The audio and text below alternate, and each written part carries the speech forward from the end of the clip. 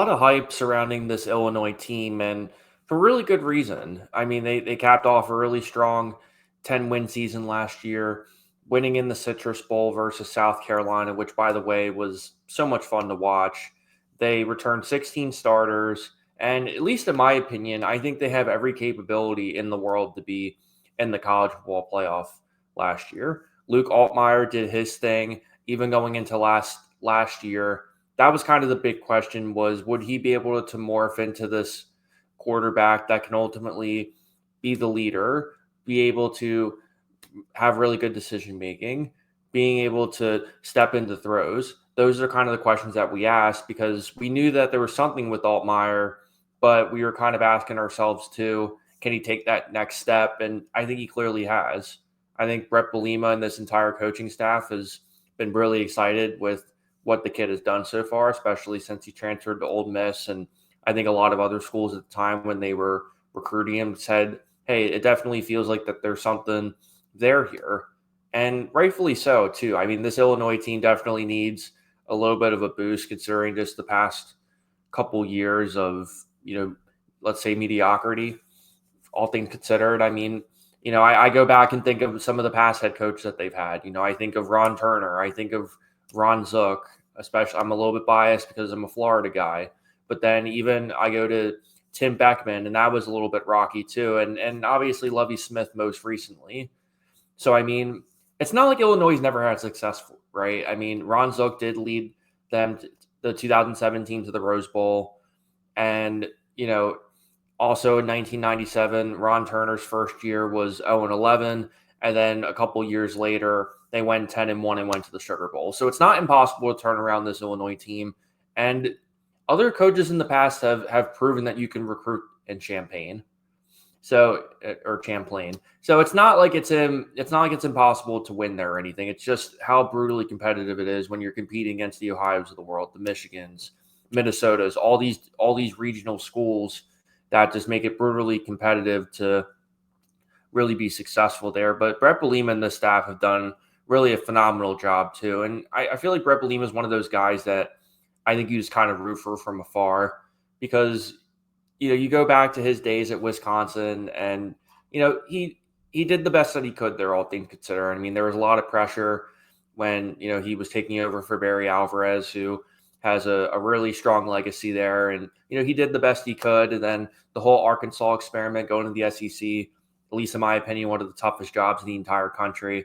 So that obviously didn't pan out too. But I think he's kind of found his niche at Illinois, where he's still playing big time football. He's still being able to have his vision. And I think a lot of the wisdom and things that he's learned in years past are really coming to light, especially when you look at what he's built over the past couple seasons, going into what I believe is his fifth year.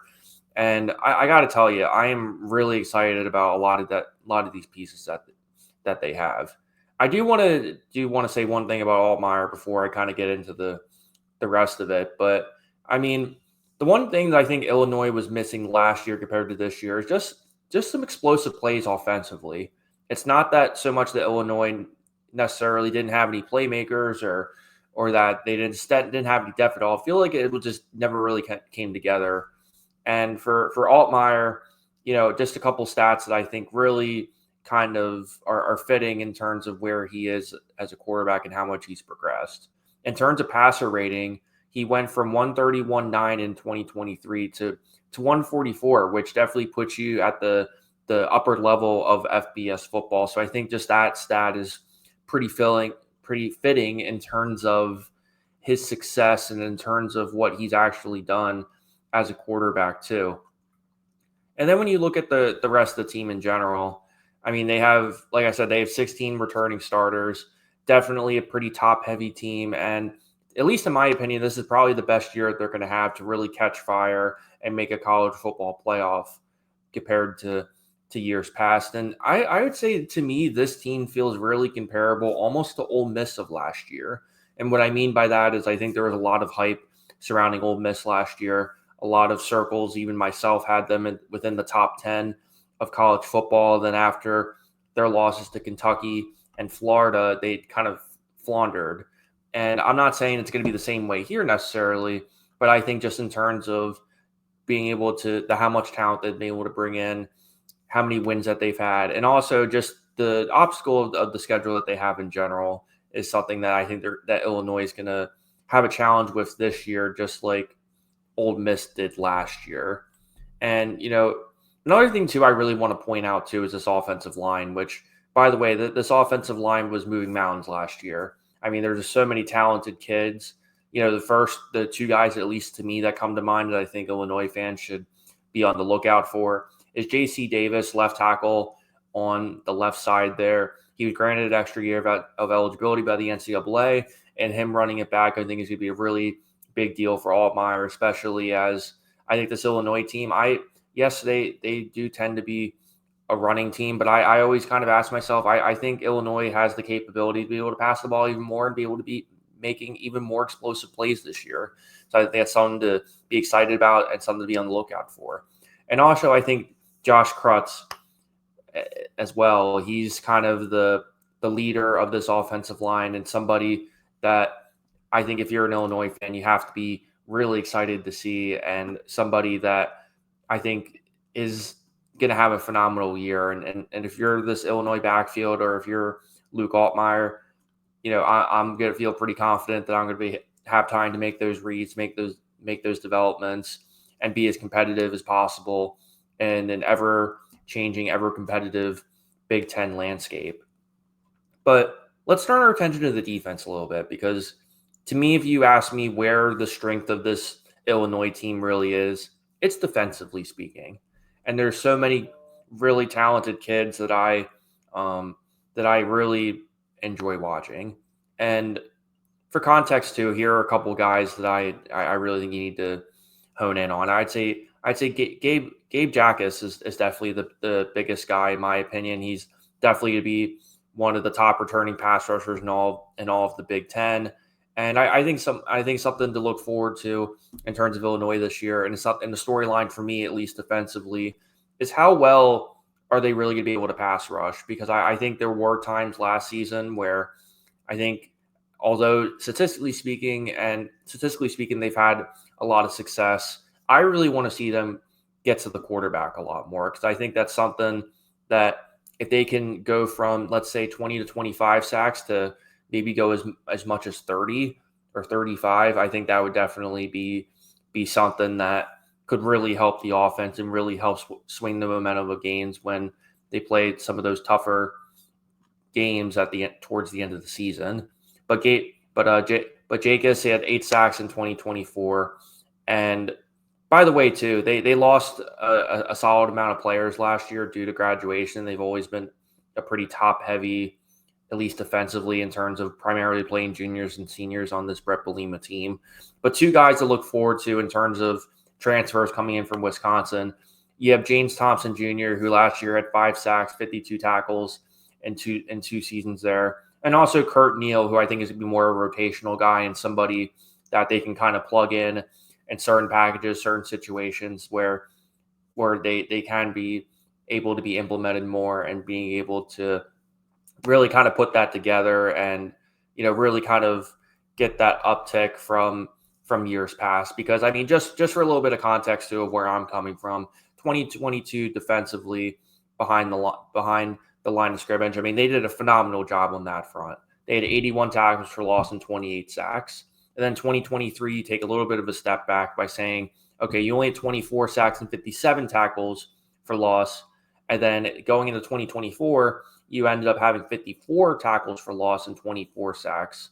So so like I said, that's an average of about 1 or 2 a game, which I think is not very ideal. I'm not saying it's terrible or anything like that. And I think also I'd like to point out too that, they do have some really strong playmakers, particularly at the safety position. When I think of Xavier Scott and Matthew Bailey, both guys and Miles Scott, I'll even throw out there too.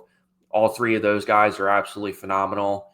And I think even if this defensive line doesn't get home as much as I think they're going to, I think they're going to be fine in the secondary. And there's just so many key playmakers there that I think if you're an Illinois team, you have to feel really confident about what you have here between, seeing the offenses scoring more touchdowns, putting up more yards, and becoming a lot more of a balanced team, even though they're top heavy on both sides of the ball. And then defensively, the secondary played really strong last year. They have a lot of returning playmakers, and also you have to feel a lot better about what you see, at least on this defensive line.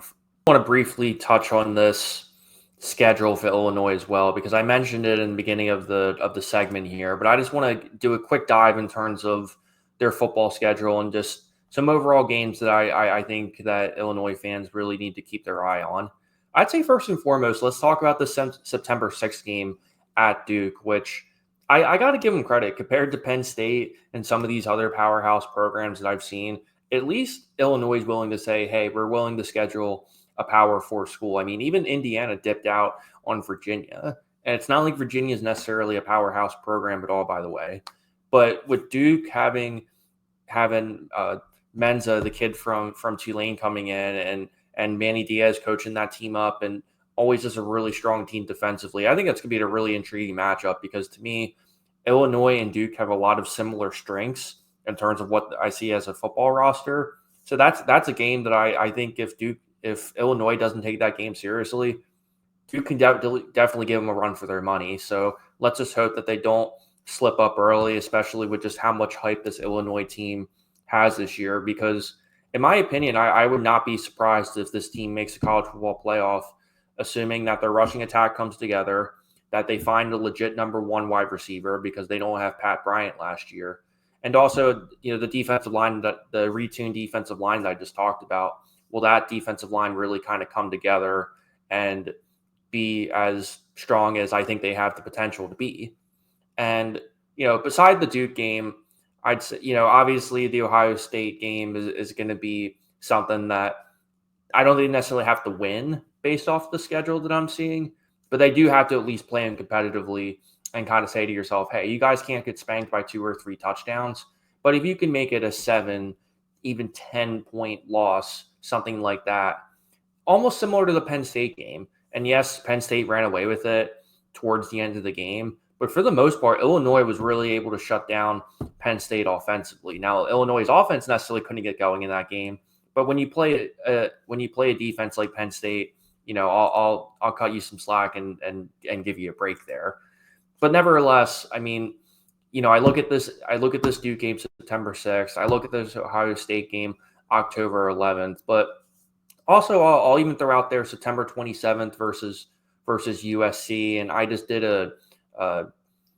something on USC with Preston of Trash Talk Tailgate, and we talked about USC, and I think that game is circled for both these programs too, because I think you're about 4 or 5 games in there, and I think you're really going to get a good flavor of what these teams are going to look like come October, come November, when this game happens, right? Because I think USC has a lot of question marks in terms of Lincoln Riley coming to his 4th year, but I think Illinois also feels like a win now ready team too.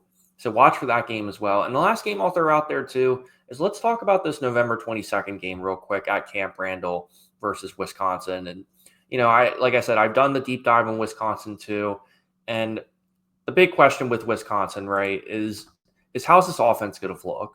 We know that in years past, Wisconsin has done a phenomenal job at running the ball, at being able to just be a hard-nosed program. And Bret Bielema knows them better than anyone else in the country. So, I mean, if they can really take care of business there too, that could really cap off a really strong end of the year push. Because when I look at that schedule in November, I think you should be able to take care of business versus Rutgers, even though I think Rutgers is a really solid team, but they also have a brutally tough schedule. I would argue even tougher than Illinois.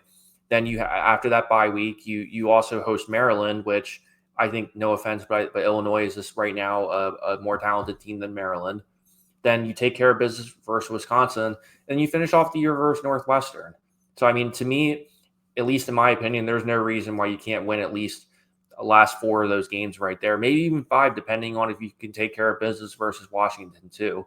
Now, obviously, it's a little bit brutal, at least in my opinion, that your bye weeks are October 18th and November 8th, which to me, ideally, I'd like that to be at least have one a little bit towards the beginning of the season. But at the same time, you're going to make it work, and you're going to do the best that you can too.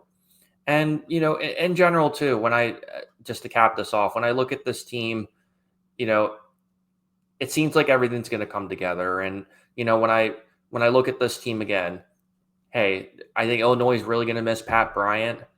And, he ended up being a third round pick for the Denver Broncos. And you're also going to miss Jakari Franklin too. And both those guys accounted for 109 receptions combined for a little over 1,600 yards. And you're really going to miss that too. And I think Altmeyer has all the capabilities to really kind of put this together. Now, granted, I think there are some guys that they're going to develop who are kind of waiting for their opportunity to really make it big. But at the same time, too, if they can really kind of put that together and the defensive line, that potential kind of really comes home, I think this could be an Illinois team that I say to myself, hey, they can definitely make a college football playoff run.